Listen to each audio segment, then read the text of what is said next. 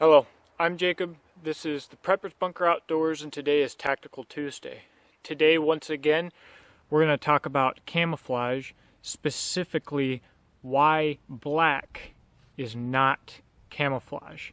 Today's special guest is a friend of mine, Joshua Wolf, an Army Sniper School instructor, and he was kind enough to give me part of one of his PowerPoint classes to share with you all.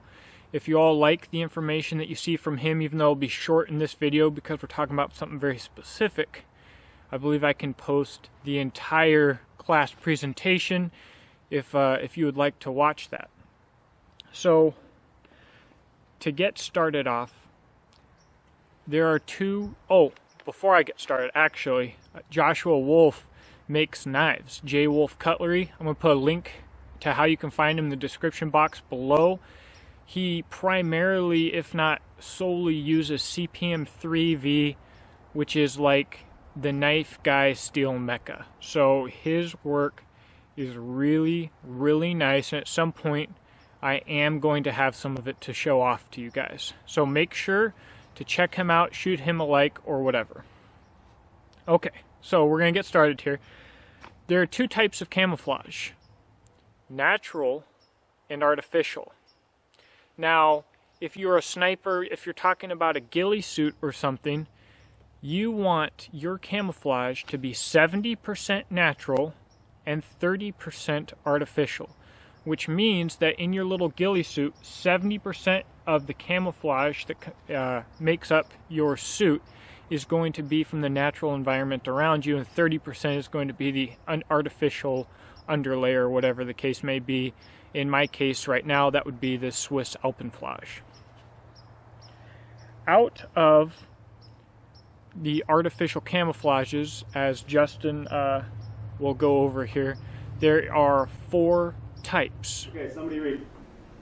Striping, used when in heavily wooded areas and when leafy vegetation is abundant. Okay, like an example of when this was used was Vietnam. Okay, a lot of jungle, a lot of leafy vegetation. Okay, this could also be used where? Hawaii, because we're living in the jungle. So it's a good combination. The only gripe I have with this is obviously it's pretty dark.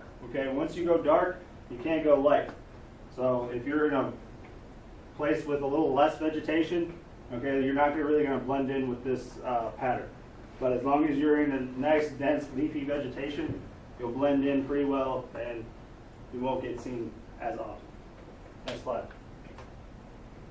Okay, somebody read. Blotching, used in an area that is thick with leafy vegetation. Okay, so this is kind of, I'm going to give you an example of this, but this is somewhat misleading. Okay, it says used with thick with leafy vegetation. In essence, that means during winter time. Okay, so a place like where Rude just came back from Georgia during the winter time. Okay, if it's thick with leafy vegetation during the actual summer months or spring months, okay, during winter time, a lot of that leafy vegetation is going to go away, and you're going to get a lot of tan, a lot of browns. Okay, so something like this is really good in that environment. So think of kind of like a deserty area almost with more vegetation than like say the Sahara Desert, but like in places like Afghanistan, like somewhere around Kandahar is a little iffy, more closer to the north. All right, there's a little bit of desert, but a lot of low vegetation to the ground, and it's not very leafy. But this type of camouflage would blend in well in that environment. Next. All right, somebody read. Combination used when moving through changing vegetation. It is normally the best all-around pattern when encountering this scenario. Okay, so who wears this combination right here? Yes and no. Some Marines do. But look at my uniform right now. Multicam, right? What type of pattern would this be considered? Combination pattern. So it's pretty much almost exactly the same as that. All right, so the reason we decided to move from the ACUs, which is a horrible camouflage pattern, to this is because we can use this type of uniform in any environment that we can go except for, say, Alaska, where there's a lot of snow, okay? So then you have to use different types of camouflage. But this will work in most camouflage that you can't, or most areas that you need to be camouflaged in. If I go from, say, Hawaii, which I'm in right now, to Georgia, I could use this type of uniform and probably blend in pretty well there and pretty well here at the same time. So, next. Somebody read. Digital. The color scheme of the ACU requires more natural camouflage in order to blend in with surroundings. Okay, I'm going to give you an example of why this color scheme was ever chosen as a color scheme for the United States Army. Okay, think of, say, when you're looking at something really far away, what happens? Vision gets blurred. Your vision gets blurry, right? So that's kind of why this pattern was ever chosen for the Army. Is it's almost already blurry in your mind. If I'm standing 10 feet away from you, you're going to see. But if I'm standing 50 feet away from you, this little pattern, this ACU pattern, is going to be harder and harder to see in your environment. Okay. That was basically the idea behind it. It didn't work very well, okay, which is why we're in multicam right now. But it does work in certain patterns, such as this is the marine pattern right here, this is their winter pattern, and that's their summer pattern. So basically, desert and leafy or wooded area, right? Everybody understand? All right, next slide. Now, what I want you guys to think about here is that no solid colors will be mentioned, black especially. So there are two things that as a sniper you want to avoid, and there are two things as a person looking for a sniper or an enemy you want to look for. And one of them is outline, and the other is contrast to background. Both the outline and the contrast to background in any light condition is made by black. That is what black does. It makes a solid outline and it makes a contrast to your environment.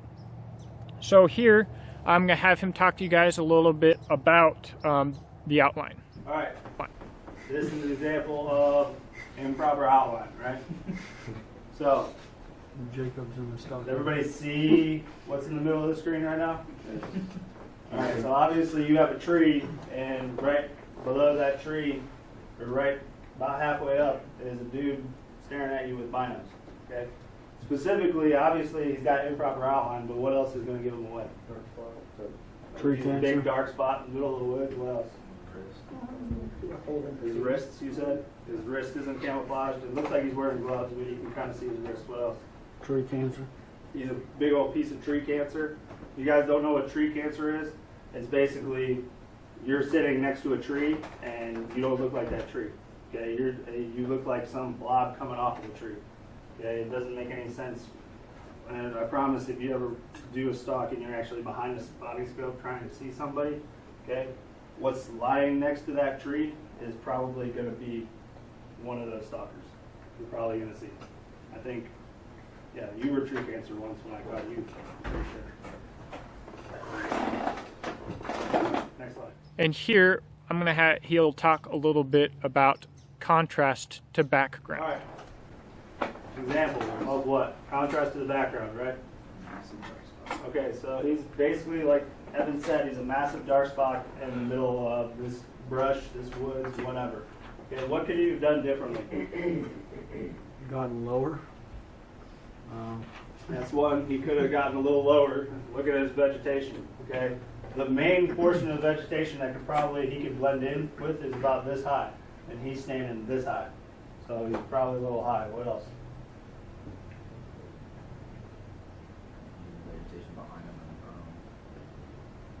Talking about screens. Well, he could have used better screens to basically mask himself and blend into the environment. What else?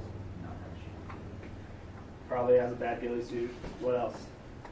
Well, just the background is so light, and he could have lightened himself up. Exactly. So his background, look at his background back here. Everything, because there's not enough trees in his general background, he's too dark for this environment, okay? If the background was a lot thicker, say if he was in just the woods in the middle of a bunch of trees, this background right here would have been a heck of a lot darker, right? That makes sense to everybody? All right, so think about your background when you're on your next stalk or you're in the woods or you're trying to camouflage, okay? That's something else that you have to worry about to blend into because it could do you away. Next slide.